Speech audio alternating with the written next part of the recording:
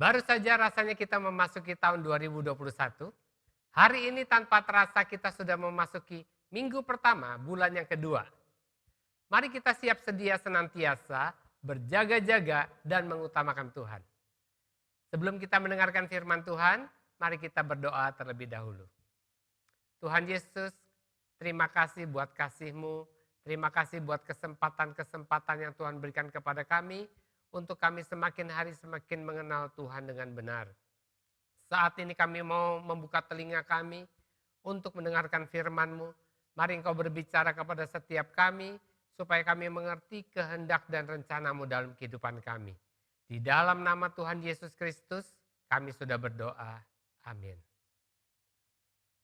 Bapak, Ibu, Saudara, Amsal 4 ayat 23 berkata, jagalah hatimu dengan segala kewaspadaan, karena dari situlah terpancar kehidupan.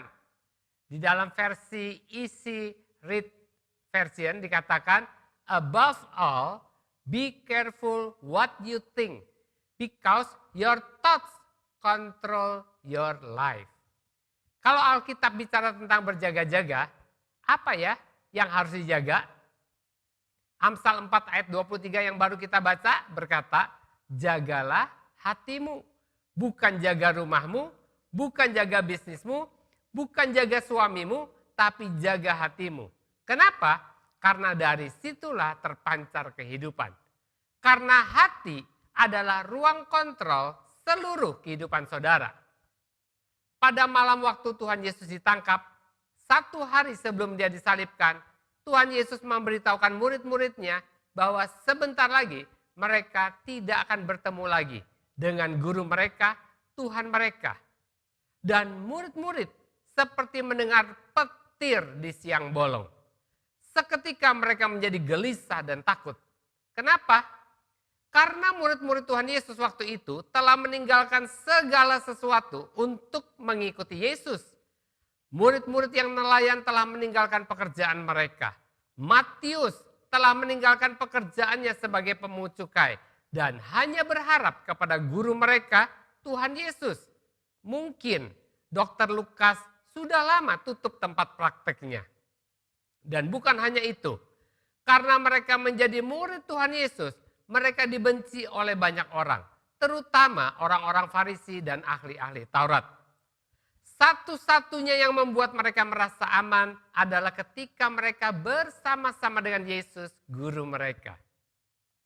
Ketika ada orang yang sakit datang, ketika orang Farisi bertanya, ketika orang-orang banyak kelaparan, ketika mereka menghadapi badai, apapun masalah mereka, Yesus selalu bisa diandalkan. Yesus selalu punya jalan keluar sehingga mereka tenang. Tapi malam itu, Yesus yang mereka andalkan itu berkata bahwa ia akan meninggalkan mereka dan mereka tidak akan melihat dia lagi. Bisa saudara bayangkan perasaan mereka? Alkitab berkata mereka gelisah dan gentar hatinya. Kira-kira Tuhan Yesus tahu nggak ya perasaan mereka? Saya yakin Tuhan Yesus tahu betul perasaan mereka. Dari mana saya tahu? Karena dia berkata di dalam Yohanes 14 ayat 27 dikatakan, damai sejahtera ku tinggalkan bagimu, damai sejahtera ku berikan kepadamu, dan apa yang kuberikan tidak seperti yang diberikan oleh dunia kepadamu. Janganlah gelisah dan gentar hatimu. Di dalam Yohanes pasal yang ke-14, Tuhan Yesus juga berjanji kepada murid-muridnya, ia tidak akan meninggalkan mereka sendirian, tetapi akan memberikan seorang penolong yang lain, yaitu Roh Kudus kepada mereka. Dan Tuhan Yesus meninggalkan damai sejahteranya kepada murid-muridnya. Dan ditegaskan bahwa damai sejahtera yang dia berikan berbeda dengan yang damai sejahtera yang dunia berikan. Dan saya percaya janji ini diberikan bukan hanya untuk kedua belas muridnya waktu itu saja, tetapi juga diberikan kepada kita semua. Amin. Amin. Kok nggak ada yang amin? Iya Pak, soalnya saya nggak merasa damai sejahtera, yang ada tetap gelisah, harap-harap cemas. Banyak banget masalahnya. Dari masalah kesehatan, disusul masalah ekonomi, disusul masalah keluarga, disusul masalah politik dan keamanan, ditambah bonus bencana alam lagi. Gak tahu entar apa lagi. Gimana bisa damai, Pak? Saudara, ayat yang kita baca di awal tadi berkata, jagalah hatimu dengan segala kewaspadaan, karena dari situlah terpancar kehidupan. Kalau saudara mau merasakan damai sejahtera yang dari Tuhan, caranya adalah dengan menjaga hati saudara. Hati saudara adalah ruang kontrol utama, di mana segala sesuatu dikontrol dari sana. Saya pernah bekerja di pabrik kertas dan pabrik besi baja. Di dua perusahaan ini ada master control room. Suatu ruangan di mana semua mesin bisa dimonitor, bisa dinyalakan, dan bisa dimatikan secara otomatis, secara remote. Demikian juga dengan hati saudara. Cukup jaga hati saudara, maka kehidupan akan terpancar dari sana. Gimana caranya, Pak? Yohanes 14 ayat 27 tadi berkata, janganlah gelisah dan gentar hatimu. Kegelisahan, kegentaran, ketakutan, kekhawatiran adalah penghalang damai sejahtera dalam hidup saudara. Betul? Semua perasaan negatif ini adalah seperti pintu-pintu yang menutup damai sejahtera Tuhan untuk saudara terima.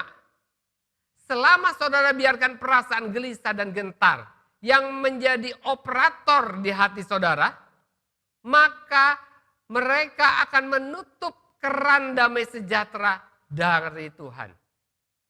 Setan telah menempatkan operator-operator ilegal dalam ruang kontrol kehidupan saudara untuk menghalangi damai sejahtera Tuhan memenuhi hati saudara.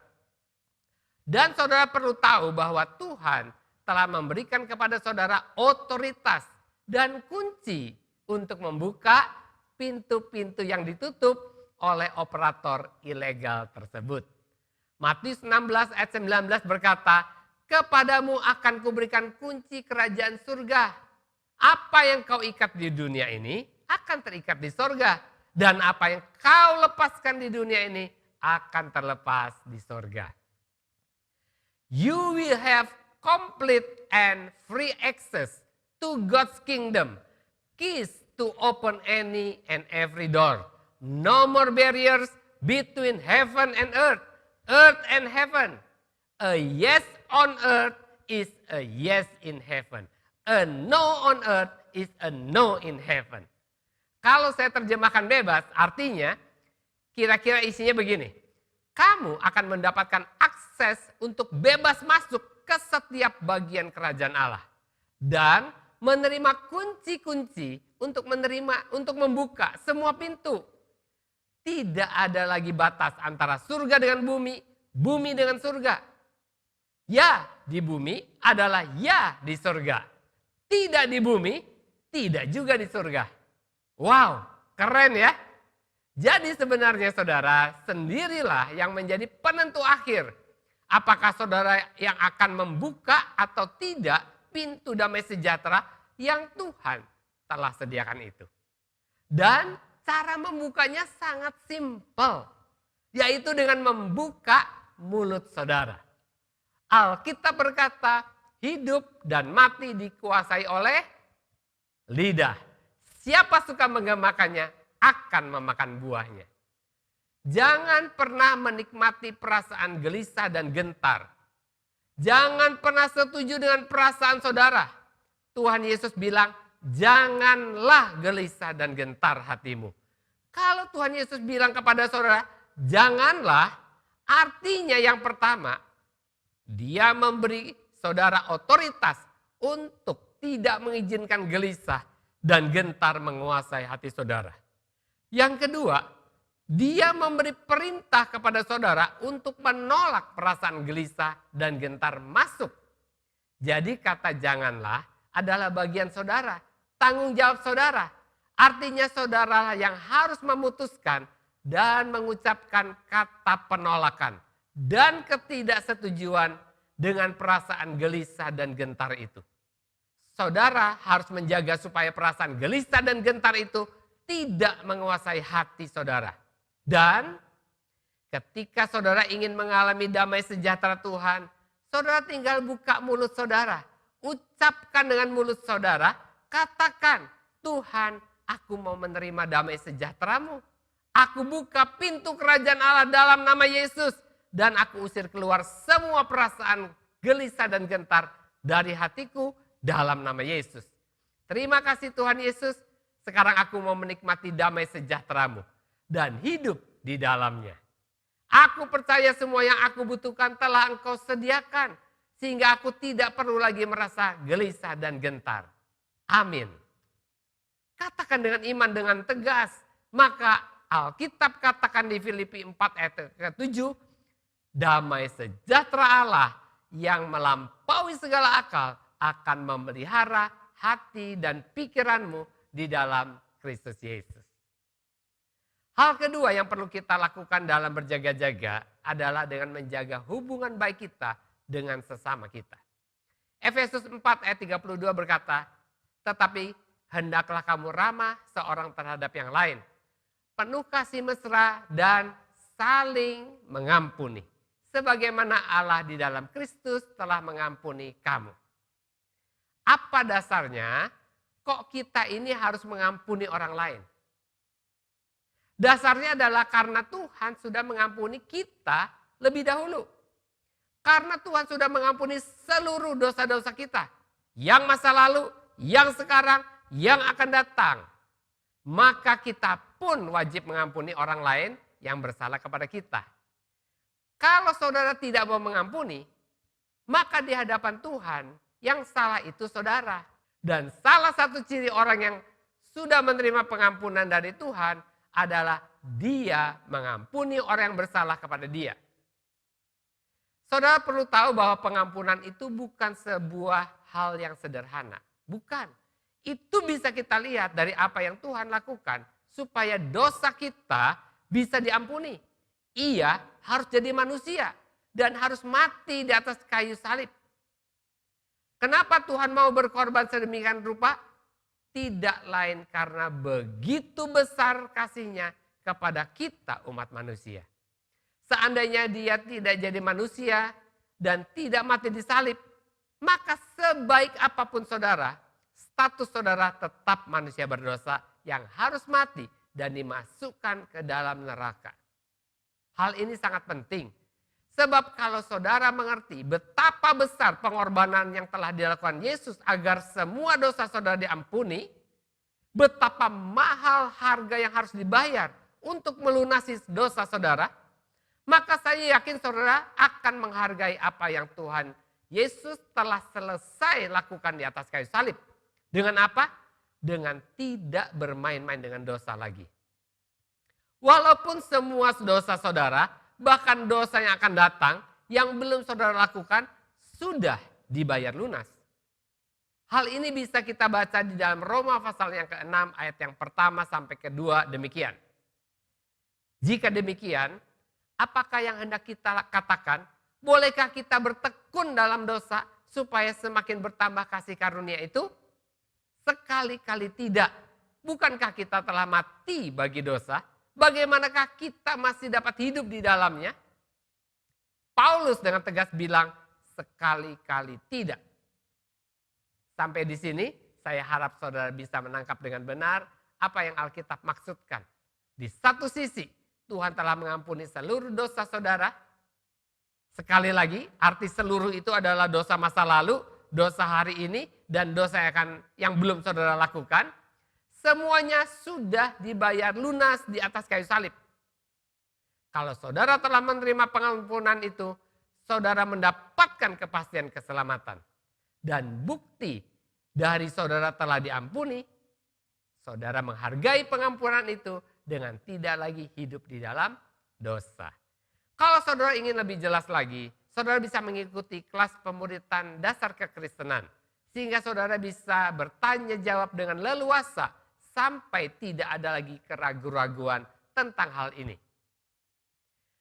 Nah, dalam meresponi pengorbanan Tuhan Yesus yang besar untuk mengampuni dosa-dosa kita, maka kita pun diwajibkan untuk melakukan hal yang sama, yaitu berkorban untuk mengampuni orang yang bersalah kepada kita. Inilah kualitas orang Kristen yang sudah lahir baru. 1 Yohanes 3:16 berkata, demikianlah kita ketahui kasih Kristus, bahwa ia telah menyerahkan nyawanya untuk kita. Jadi kita pun wajib menyerahkan nyawa kita untuk saudara-saudara kita. Saya sudah coba cek di berbagai versi Alkitab, baik bahasa Indonesia maupun bahasa Inggris. Artinya sama semua. Tadi saya pikir mungkin dalam versi yang lain artinya lain. Tapi ternyata semua sama. Kalau begitu apa kesimpulannya? Artinya tidak ada alasan kita tidak mengampuni dosa orang lain. Memang berat. Makanya untuk mengampuni itu butuh pengorbanan. Terutama korban perasaan, harga diri atau gengsi dan lain-lain. Tapi kalau Tuhan suruh kita mengampuni, saya yakin Tuhan akan memberikan kemampuan kepada kita. Apalagi roh Tuhan ada di dalam diri kita.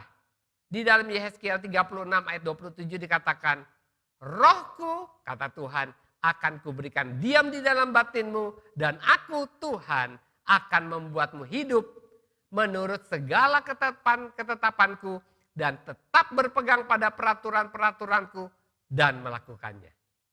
Tuhan akan memampukan saudara dan saya untuk melakukannya. Amin. Banyak orang bilang begini, Pak, saya dapat mengampuni, tapi saya tidak bisa melupakan. Gimana? Oke, nggak apa-apa. Alkitab tidak pernah bilang kita harus melupakan. Dan iblis sering mengingatkan kita akan kesalahan orang lain kepada kita. Jadi mustahil kalau kita disuruh melupakan. Ingat nggak apa-apa. Tetapi tidak lagi dengan kebencian atau kemarahan. Tuhan memerintahkan saudara untuk mengampuni karena dia sudah lebih dahulu mengampuni saudara. Dari hutang dosa yang tidak pernah bisa saudara bayar.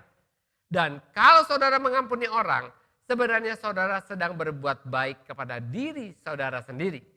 Karena dengan menyimpan kemarahan, kebencian, sakit hati, dendam, semuanya itu akan mendatangkan penyakit dalam diri saudara. Saudara ingat kisah Yusuf di Perjanjian Lama? Yusuf telah mengampuni kesalahan 10 saudara-saudaranya sebelum mereka sujud minta ampun. Apakah waktu itu dia lupa kesalahan saudara-saudaranya? Tidak. Dia ingat, tapi dia tidak sakit hati. Dia mengasihi saudara-saudaranya. Jadi apa yang harus kita lakukan? Ampuni semua orang yang bersalah kepada kita. Titik. Biarkan Tuhan yang mengurus sisanya. Ketika saudara sungguh-sungguh melepaskan pengampunan, kadang Tuhan membuat saudara lupa, tapi bisa saja saudara tetap ingat peristiwa itu karena itu mungkin peristiwa besar, tapi saudara kalau sudah melepaskan pengampunan, maka perasaan benci, dendam, sakit hati pasti tidak ada lagi. Dengan menaruh salib di depan orang yang menyakiti saudara, saudara juga sedang mengingat bahwa semua dosa-dosa saudara yang banyak itu sudah diampuni tanpa syarat. Dan karena dosa-dosa saudaralah Tuhan Yesus harus mati di atas kayu salib. Ketika saudara mengampuni, ampunilah dengan iman, bukan dengan perasaan. Alkitab berkata orang percaya hidup dengan imannya. Tapi ada banyak orang percaya, tunggu perasaannya oke dulu, baru mau melepaskan pengampunan.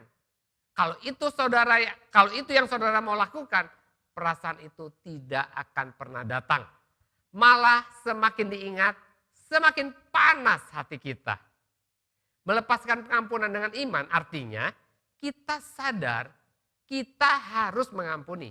Dan kita mau mengampuni walaupun perasaan kita masih marah, tersinggung berat dan sakit hati.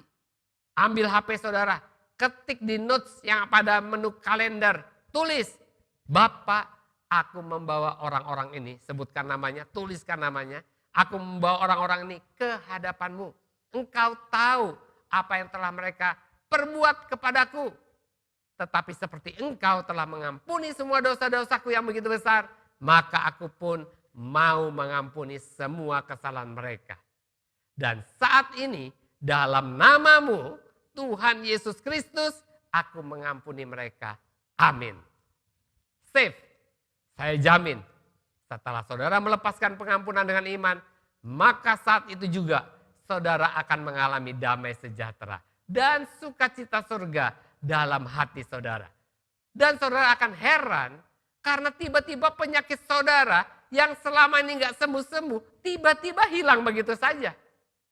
Kalau tidak percaya, coba saja. Pasti saudara akan mengalaminya. Amin. Mari kita datang kepada Tuhan. Tuhan Yesus, terima kasih. Karena Engkau memberikan kepada kami kunci-kunci kerajaan surga. Sehingga kami bisa menikmati hidup di dalam damai sejahtera.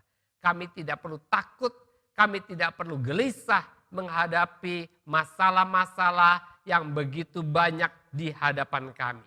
Karena kami punya Tuhan yang bisa diandalkan di dalam segala situasi. Kami juga mengucap syukur Engkau memberikan kepada kami kemampuan untuk mengampuni.